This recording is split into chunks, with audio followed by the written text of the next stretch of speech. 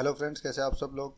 तो आज का जो टॉपिक है वो हेडर फाइल्स। तो मैं आपको बताऊंगा कि हेडर फाइल्स क्या है, उनका यूज़ क्या है, हम कैसे उसे बना सकते हैं, और हेडर गार्ड्स क्या होते हैं। तो चलिए शुरू करते हैं बिना किसी देरी के आज का वीडियो। तो देखिए, हेडर फाइल्स क्या होती हैं। जो भी प्रोग्राम के शुरू में हम इंक्लूड करते हैं, इंक्लूड हैश इंक्लूड। ये हैश इंक्लूड क्या होता है, ये प्री प्रोसेसर डायरेक्टिव है।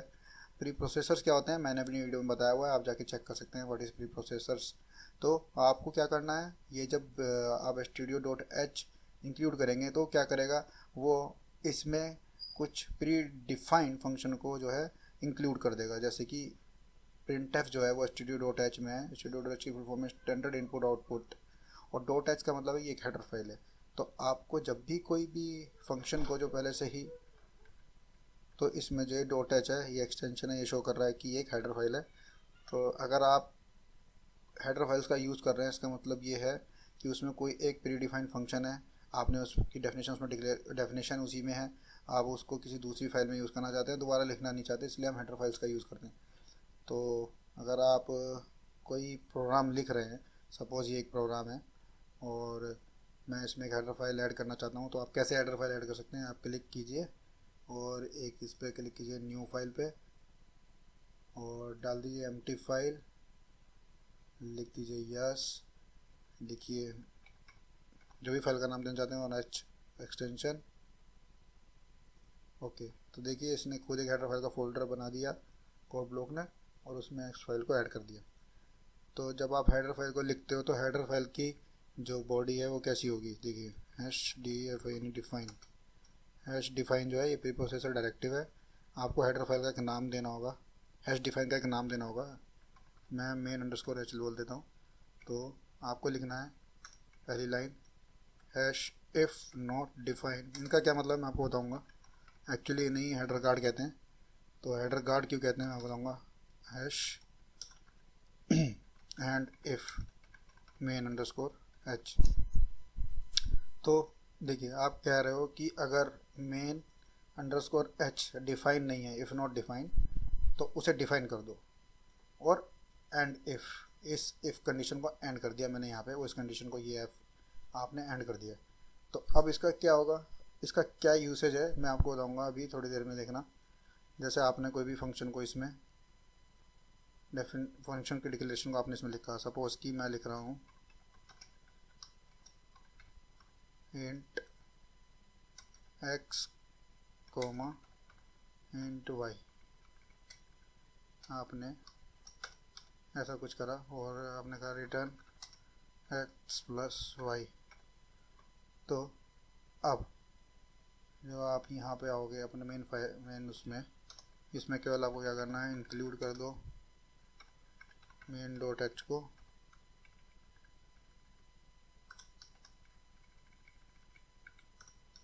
और जब आप इस मेन डॉट एच को इंक्लूड कर लोगे तो वो जो फंक्शन आपने लिखा था मेन डॉट एच में जिसका नाम था ऐड, तो इसका यूज़ आप यहाँ डायरेक्टली कर सकते हो। देखो कैसे कर सकते हो आप लोग।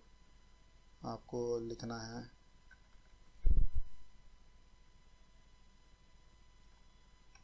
Out is equal to percentage d, और आपने लिखा फंक्शन का नाम और पैरामीटर दिए उसके जो दो पैरामीटर थे, और 2 3 ऐड होके क्या आना चाहिए, या जाना चाहिए 5। तो चेक करते हैं कि अपना प्रोग्राम चला। ये देखिए आउट इक्वल टू 5। तो अब हुआ क्या, अब सपोज़ करो कि मैं ये मेन फाइल को जो है इसमें से हटा देता हूँ, वैसे चलाने की कोशिश करते हैं। ये देखिए इसने क्या दिया, किसने कैरियर दिया, अनडिफाइंड रेफरेंस टू ऐड, उसे ऐड नहीं मिला। और जब आप इस एरर को चेक करोगे, ये देखोगे इस एरर को, तो इसमें अनडिफाइंड रेफरेंस टू ऐड लिखा हुआ है। तो इसका मतलब क्या है कि उसे ऐड का रेफरेंस ही नहीं मिला। तो जब भी आपका ऐड का रेफरेंस था कहाँ, आपका ऐड का रेफरेंस आपने मेन डॉट एच में लिखा हुआ था। अब सपोज़ करो कि आप एक दूसरा सी फाइल ऐड करते हो और उसमें सेम ऐड फंक्शन को कॉल लगाना है। तो आपको क्या करना है, इस मेन डॉट एच को ऐसे उसमें इंक्लूड कर देना है और अपने ऐड फंक्शन को यूज़ कर लेना है। आप ऐड फंक्शन को आप कहीं भी यूज़ कर सकते हो। ये अब आपकी पर्सनल लाइब्रेरी हो गई। उस लाइब्रेरी में आपका ऐड जो फंक्शन है वो डिफाइन है, आपने डिक्लेयर कर रखे हैं सारे, उसका कैसे इनपुट डेटा डालना है सब कुछ करना है। और आप देखो यहाँ यूज़ कर सकते हो ईजिली। तो हेडर फाइल का यही यूज़ है। अब मैं आपको चीज़ बताता हूँ कि जो हमने उसमें ये हेडर गार्ड ऐड किए थे उनका क्या यूज़ है।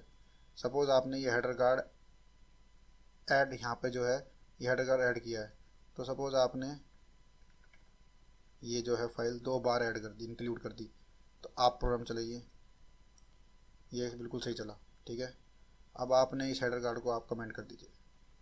हेडर गार्ड अगर नहीं है तो क्या होगा, ये देखिए उसने कहा है कि previous definition redefinition of add. आप जब वो यहाँ पर आया पहली बार इसे ऐड करने, तो उसने इस फंक्शन के डेफिनेशन को वहाँ पे कॉपी कर दिया। जब वो यहाँ पे दूसरी बार ऐड करने आया उसने फिर इसे कॉपी कर दिया। तो ये प्रोग्राम कुछ आपको इस तरीके से दिखाई देगा, कंपाइलर को दिखाई दिया कि इस तरीके से लिखा हुआ है, जिस वजह से उसने कहा कि रीडेफिनेशन। एक बार यहाँ आप भी कर चुके हो, फिर आप यहाँ दोबारा से डिफाइन कर रहे हो, तो रीडेफिनेशन। लेकिन जब आप इसमें हेडर गार्ड ऐड कर दोगे तो ऐसा क्या फ़र्क पड़ेगा कि ये प्रोग्राम ये एरर नहीं देगा। देखिए सब कुछ वही है, चलाइए चल गया। ऐसा क्या हुआ, ऐसा इसलिए हुआ क्योंकि आपने यहाँ पे एक वेरिएबल बनाया है जो कि preprocessor directive if not defined, if I N F, अगर ये डिफाइन नहीं है, आपने एक वेरिएबल बनाया और कहा कि इसे डिफाइन करो और दोबारा एंड इफ़ कर दो उसी पर्टिकुलर इफ़ कंडीशन को। तो जब वो एक बार आपका डिफाइन हो गया यहाँ पर इसकी वजह से, तो जब वो वहाँ पे जाके दूसरी बार मेन डॉट एच को इंक्लूड करने जाएगा तो चेक करेगा कि ये वेरिएबल क्या है, क्या डिफाइंड है। वो कहेगा ऑलरेडी डिफाइंड है, तो इसे क्यों इंक्लूड करना हुआ।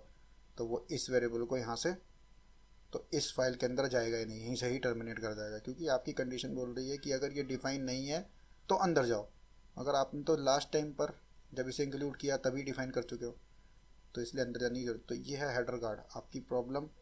इसलिए जब हम मल्टीपल फाइल्स, जब प्रोग्राम सॉफ्टवेयर बहुत बड़ा हो जाता है, आपकी मल्टीपल फाइल्स होती हैं, आपको पता नहीं होता कि किस हेडर फाइल में आपने इसे डिफाइन कर रखा है। आप डिफाइन कर देते हो, आप इंक्लूड कर देते हो, तो आपको ये ट्रैक करने की ज़रूरत नहीं है कि ये फाइल 2 बार ऐड होगी कि नहीं, क्योंकि ये तो अब खुद प्री प्रोसेसर डायरेक्टिव से ही चेक हो जा रहा है। हेडर गार्ड चेक कर ले रहा है कि यार मुझे तो 2 बार ऐड करना ही नहीं है, क्योंकि पहले से वेरिएबल डिफाइन है, एक बार वो ऐड हो चुका है, तो चलो छोड़ देते हैं। तो इस तरीके से हम हेडर गार्ड का यूज़ करते हैं, जो कि एक बहुत अच्छी प्रॉपर्टी है प्री प्रोसेसर डायरेक्टिव की, क्योंकि कोड को आपको एक सिंगल टाइम आपको ऐसी एरर जो होंगी वो नहीं आएंगी कि यार आया तो अब तुमने उसे पहले से ऐड कर रखा था। तो ऐसी एरर से बचने के लिए आप हेडर गार्ड लिखिए, और आपकी जितनी भी हेडर फाइल्स होंगी उनमें अगर हेडर गार्ड होगा तो ईजिली आप कहीं भी ऐड करिए, कहीं और से भी अगर वो आ रही होगी तो आपको उसको ट्रैक करने की ज़रूरत नहीं है। तो ये था आज का ट्यूटोरियल, जिसमें कि हमने हेडर फाइल के बारे में जाना। ये पता लगाया कि हेडर फाइल क्यों लिखते हैं, और ये भी पता लगाया कि हेडर गार्ड लिखने क्यों ज़रूरी है। तो मिलते हैं नेक्स्ट वीडियो में। Till then bye.